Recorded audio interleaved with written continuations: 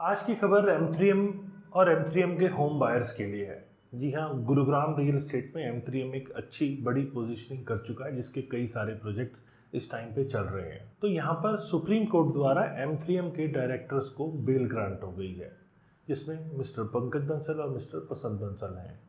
और ये जो बेल ग्रांट हुई है वो ईडी द्वारा केस रजिस्टर किया गया था मनी लॉन्ड्रिंग का, उसके अगेंस्ट में बेल मिली है। ये ऑलरेडी टाइड हुआ था, जो कि ब्राइबरी एलिगेशन थे, जो कि आपके फॉर्मर जज के साथ में ब्राइबरी का एलिगेशन लगा था, जिसमें केस का नाम था डायरेक्टरेट ऑफ एनफोर्समेंट वर्सेस रूप बंसल एंड अदर्स। तो इस पूरे वाकया में जो M3M की तरफ से एडवोकेट्स थे, उसमें मिस्टर मुकुल रोहतागी, मिस्टर अभिषेक मनु संघवी और रणदीप राय, विक्रम चौधरी, मलक भट्ट, नेहा अग्रवाल, रजत जुनेजा, ये सारे के सारे M3M की तरफ से खड़े हुए। और ईडी की तरफ से additional solicitor general SV Raju ये खड़े हुए।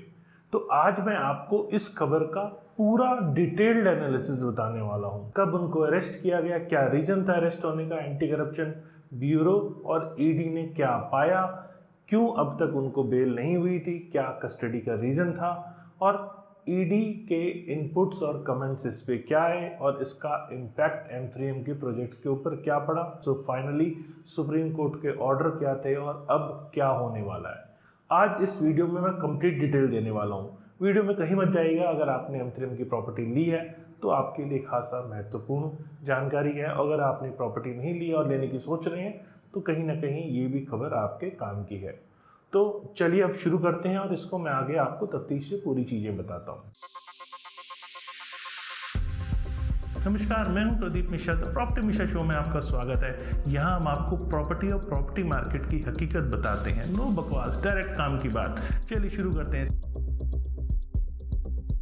जैसा कि आप सब जानते हैं, जून 14, 2023 को M3M के जो डायरेक्टर्स हैं इनको अरेस्ट कर लिया गया था। क्या रीज़न था?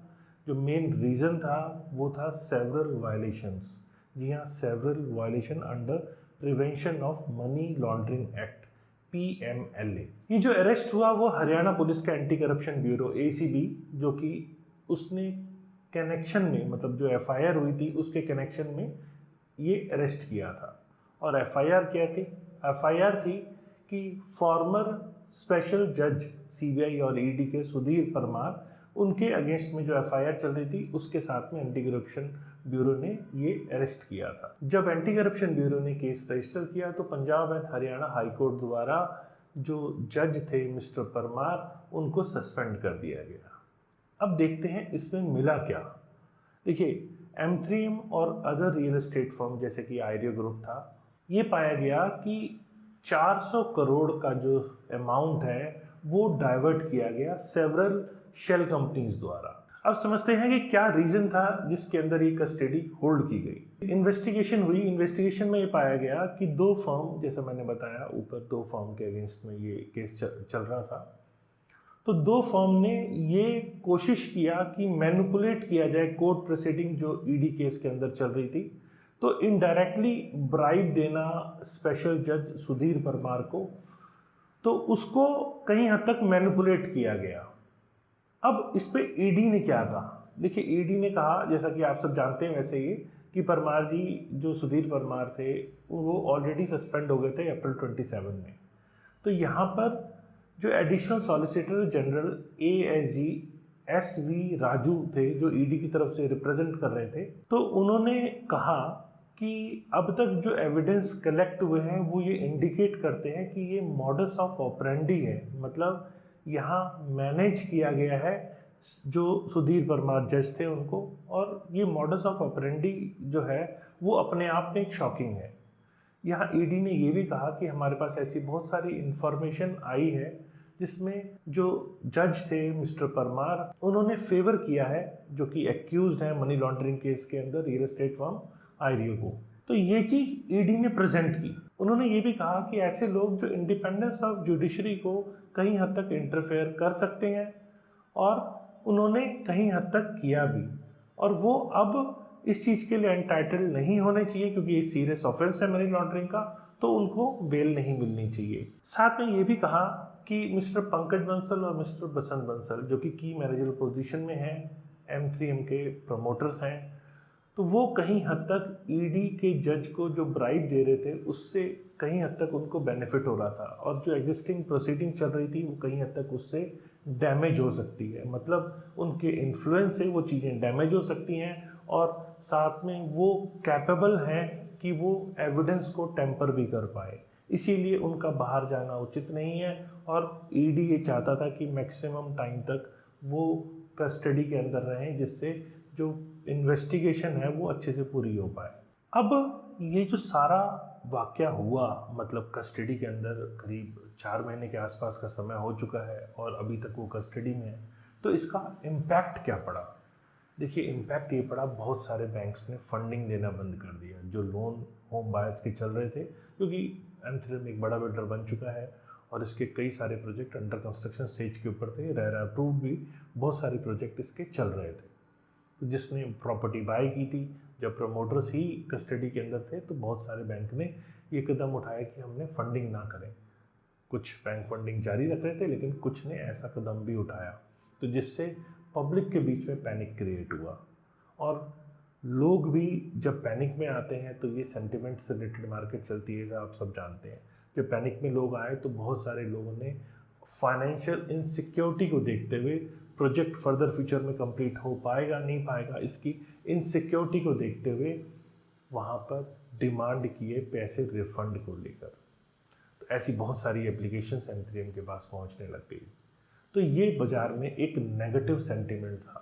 ये चीज़ अगर बहुत दिन तक कंटिन्यू रह जाती तो शायद डेवलपर को बहुत बड़ा नुकसान हो सकता था, लेकिन तब भी ये बहुत लंबे टाइम तक की कस्टडी जारी रही। यहाँ सुप्रीम कोर्ट ने कहा, क्या कहा, ये भी समझने की बात है।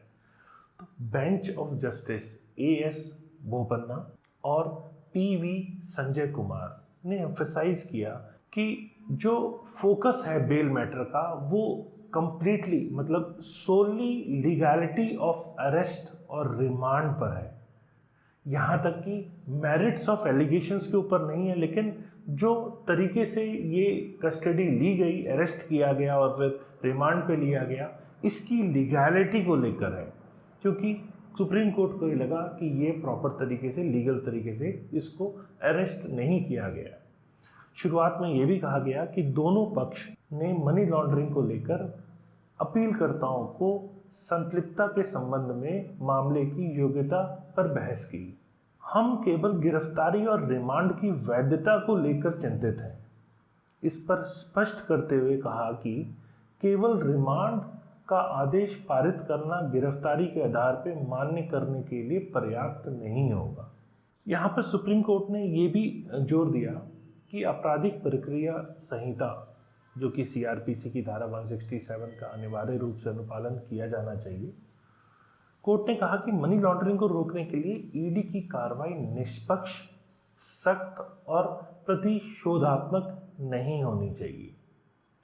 यहाँ पर न्यायालय ने मापदंडों के अनुसार उनके कार्य को निर्वहन करने में ईडी की विफलता के लिए ईडी को दोषी पाया और कहा, ऐसा प्रतीत होता है कि गिरफ्तारी के लिए आधार प्रस्तुत करने में ईडी द्वारा कोई सुसंगत और समान अभ्यास नहीं किया गया है। मतलब ईडी की कार्रवाई से बहुत ज़्यादा खुश सुप्रीम कोर्ट नहीं दिखा। उसे लगा कि ये तरीका जिस हिसाब से अरेस्ट किया गया है वो तरीका जायज़ नहीं है। अब क्यों जायज़ नहीं है? जैसा कि आप सब जानते हैं, ईडी द्वारा जब अरेस्ट किया गया तो ऑलरेडी एक केस में एक दिन पहले जो M3M के प्रमोटर्स हैं उनको बेल ग्रांट होती है, तो ईडी दूसरे केस के अंदर वहाँ पर अरेस्ट शो कर देता है। तो जिस हिसाब से इसे अरेस्ट किया गया उसको लेकर सुप्रीम कोर्ट बहुत ज़्यादा खुश नज़र नहीं आया। उन्होंने कहा कि ये जो केस चल रहा है, जो एलिगेशन है, वो अलग चीज़ है। जिस तरह से आपने अरेस्ट किया वो एक वैधानिक तरीका नहीं है। तो इस पे कोर्ट ने ऑर्डर क्या दिया?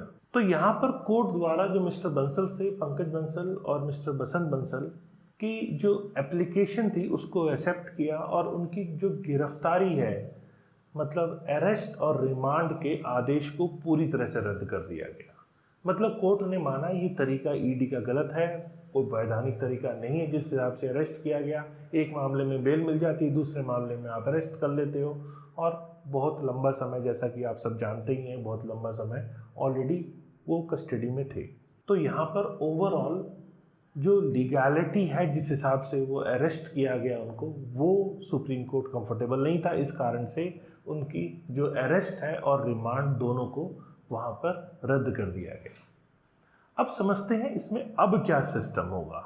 देखिए अब क्या होगा, जो ईडी की इन्वेस्टिगेशन है वो जारी रहेगी।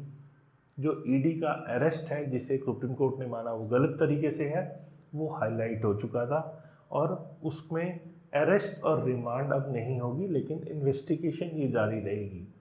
इन्वेस्टिगेशन में फर्दर क्या आउटकम आता है वो बात की बातें हैं, लेकिन फिलहाल जो ईडी का रवैया था अरेस्ट करने का, उससे सुप्रीम कोर्ट बहुत ज़्यादा खुश नहीं दिखा। अब समझते हैं होम बायर्स के ऊपर ये कैसे इम्पैक्ट कर सकता है। देखिए वो होम बायर्स जो इस टाइम बहुत ज़्यादा पैनिक मोड में आ गए थे, उनको लग रहा था पता नहीं कंपनी का क्या होगा, उनके लिए ये खबर राहत की है, क्योंकि इस टाइम जो अरेस्ट को ही सुप्रीम कोर्ट ने वैधानिक नहीं माना, इस कारण से उनको बेल दे दी गई है। तो अब बेल आने के बाद वो बाहर आ जाते हैं, और फिर वो अपना काम जो सुचारू रूप से पहले कर पा रहे थे वो उसी तरह अब वो कर पाएंगे। केस चलता रहेगा, बाद में उसका क्या आउटकम आता है उसके बेसिस पे बाद में चीज़ें होंगी। लेकिन जैसे अचानक जाने से एक M3M के होम बायर्स के बीच में बहुत बड़ा झटका लगा था, क्योंकि लोग देख रहे थे एक ग्रोइंग कंपनी है, और जिस हिसाब से इन्वेस्टर्स का भी कॉन्फिडेंस बढ़ रहा था, वो अचानक कहीं हद तक बीच में इकट्ठा हो गया था। तो ये एक कॉन्फिडेंस होम बायर्स के बीच में फिर से बढ़ाएगा, और जो उनके रेगुलर काम थे वो अब प्रॉपर तरीके से हो पाएंगे। लोगों का ये भी मानना है कि जिस हिसाब से उनको बेल मिली है, अब आने के बाद जो बैकलॉग रहा है सेल्स का उसको भी वो कवर करेंगे, और बड़े लेवल पे वो फिर से अपने सेल्स के प्लान को रिवाइव करेंगे। तो देखते हैं अब आगे क्या होता है। तो उम्मीद है आपको ये सारी इन्फॉर्मेशन पसंद आई होगी। अगर वीडियो पसंद आया तो लाइक कीजिए, कमेंट करके बताइए वीडियो आपको कैसा लगा, और फ्यूचर में और रेगुलर ऐसे इन्फॉर्मेटिव वीडियोज़ देखने के लिए मुझे सब्सक्राइब करें। नमस्कार एंड जय हिंद।